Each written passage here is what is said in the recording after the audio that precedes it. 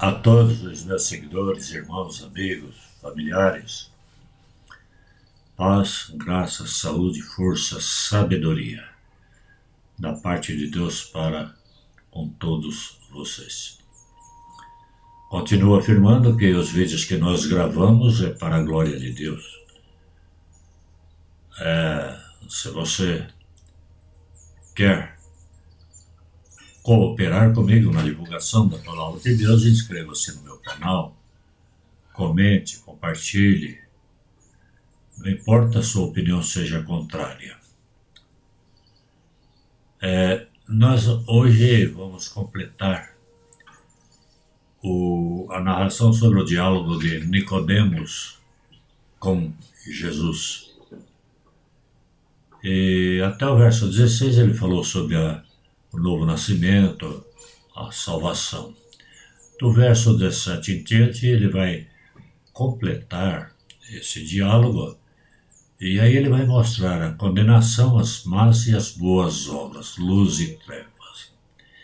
A começar pelo versículo 17. Porquanto Deus enviou o seu Filho ao mundo não para que julgasse o mundo, mas para que o mundo fosse salvo por ele.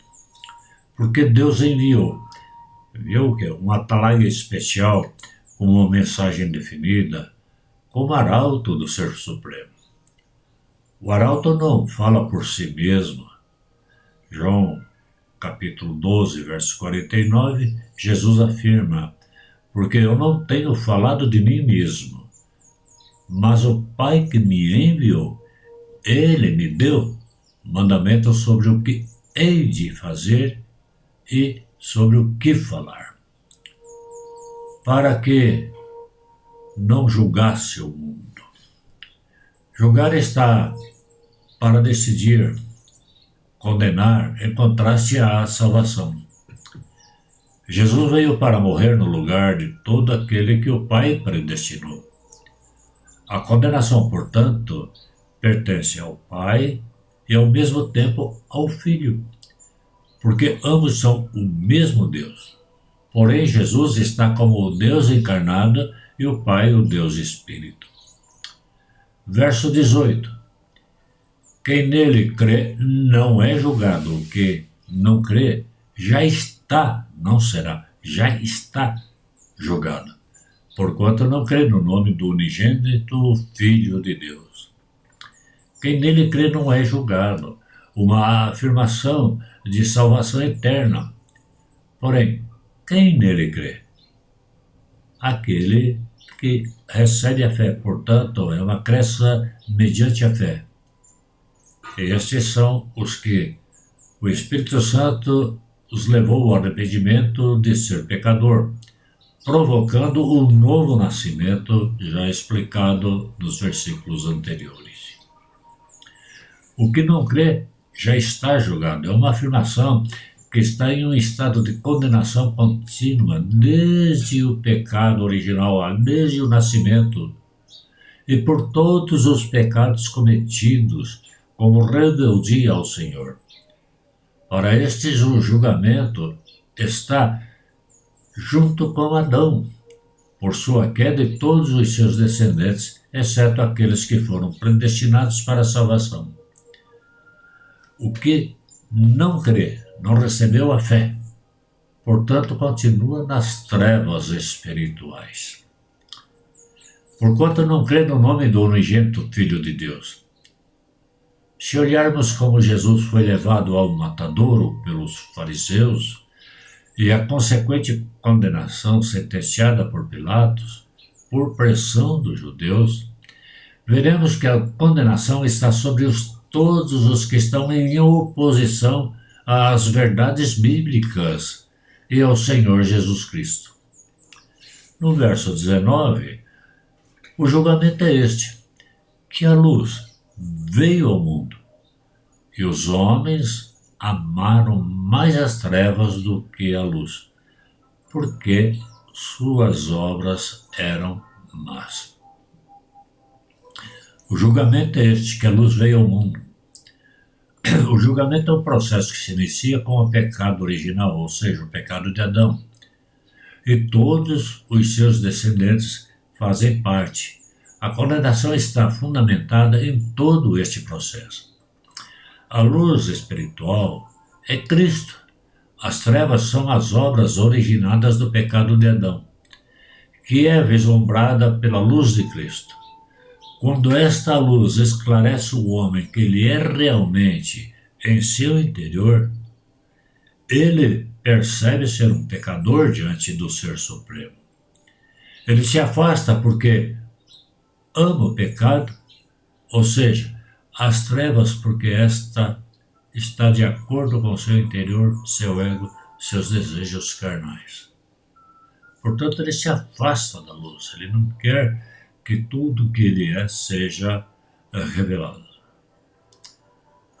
Amaram mais as trevas do que a luz. Como já relatamos, o homem ama as trevas, porque sua vida na carne ama o pecado e quer satisfazer todos os seus desejos, não importa sejam as obras que o levem para o tormento eterno, porque ele ainda não tem uma noção exata disso. Cada um tem mais ou menos comportamento moral, social, mas na realidade quem não tem a convicção da salvação está mergulhado nas trevas. E aqui estamos falando de trevas espirituais, não é as trevas que esse olho não consegue ver. Porque suas obras eram más. Perceba a palavra eram, que está de acordo com o verso 18, que diz, está condenado. Portanto, a condenação está de acordo com as obras das trevas. E o verbo afirmativo de como tudo já está consumado. Versículo 20. Pois todo aquele que pratica o mal aborrece a luz e não se chega para a luz a fim de que suas obras não serem arguídas. Todo aquele que pratica o mal é o mesmo que estar podre. Segundo o original, viver em estado de putrefação diante de Deus. Não consegue discernir entre o bem e o mal. Ainda que aparentemente sejam boas obras, tenham uma conduta moral, social, mas no interior, a mente continua vivendo cercado e impulsionado pelas coisas do mundo. Aborrece a luz e não se chega para a luz. A luz divina é muito forte, por isso ele não consegue se achegar a ela, pois está com a visão obscurecida pelo pecado. Quando se olha fixamente, olhar diretamente, para o sol, podemos ficar cegos, ou por um instante ficarmos sem a perfeita visão. Assim é o homem que não se achega para a luz, pois não suporta a claridade espiritual, a fim de não serem arguidas as suas obras. O homem natural não gosta que suas obras sejam reprovadas, por muito mal ou feia que sejam. Sempre quer o reconhecimento, o elogio, aplausos, isto no sentido espiritual. Diante de Deus é pecado. Como o homem natural está mergulhado nas trevas devido ao seu comportamento profano diante de Deus, ele não quer ouvir a verdade, ou seja, ele não quer a luz do Evangelho. Isso ofusca sua visão, sua mente não quer registrar isso. Esta é a razão de querer continuar nas trevas e não percebe que irá para o lago de tormento eterno. Versículo 21. Quem pratica a verdade aproxima-se da luz a fim de que suas obras sejam manifestas porque feitas em Deus. Quem pratica a verdade aproxima-se da luz. Praticar a verdade é viver em retidão moral, social e espiritual. Suas obras sempre glorificam a Deus, reconhece que é perdoado todos os dias porque sente-se pecador e confessa sua limitação, arrependido. Ele olha para a luz divina e não é ofuscado sua visão, pois quando está olhando para a luz divina, está sendo transparente e esta ilumina todo o seu ser, a fim de que suas obras sejam manifestas porque feitas em Deus. O homem que se aproxima da luz expõe todo o seu ser. Quando uma luz forte está sobre o nosso corpo, podemos perceber cada detalhe, todos os poros, e tudo o que está envolvendo, de bom ou ruim. Há uma transparência total.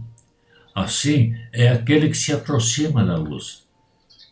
Isto aproxima-se de Deus porque ele quer que o Senhor contemple todas as suas obras e aprova as feitas nele e reprova as não aceitas por eles. Por isso, todos os dias, ora colocando-nos diante de Deus, suplicando perdão por tudo aquilo que não é aprovado por Deus. Comentando estes versículos, podemos começar assim. Estes versículos encerram o diálogo com Nicodemos. Podemos perceber que o Senhor está colocando-o consciente das verdades bíblicas, até então ocultas a ele, por apenas interpretar e viver os ritos criados por eles mesmos, devido a não estar conscientes das verdades profetizadas. Muitos isolam o versículo 16 para formar uma pregação de evangelização, para formar que aquilo que o homem deve crer ou não crer, mas tirando de todo o contexto, aquele versículo pregado dessa forma fica nulo. Esta é a razão porque todos gostam de falar sobre o verso 16, excluindo de todo o texto, de todo o contexto. Aplicam esse versículo de maneira que tudo depende do homem. Porém, nesse esclarecimento que o Senhor está falando a Nicodemos, vemos claramente que somente aqueles que o Pai predestinou se achega para a luz. Podemos ver isso em João 6,44 e 10,28. Estes predestinados se achegam para a luz divina e não são ofuscados por causa do pecado. Porém, a luz ilumina todo o seu procedimento e, ao observar seu comportamento, proceder, se arrepende de tudo que não agrada a Deus. Agradece ao Senhor e se arrepende e confessa. Então é perdoado e não perde jamais a salvação. Como temos nós nos comportado? Gostamos de viver nas trevas ou queremos que a luz do Senhor ilumine todo o nosso ser? Ilumine para sermos limpos de toda a pureza. Isto cabe a cada um de nós afirmar para si mesmo e olhar para dentro de si mesmo. Pense nisso, medite. Deus te abençoe.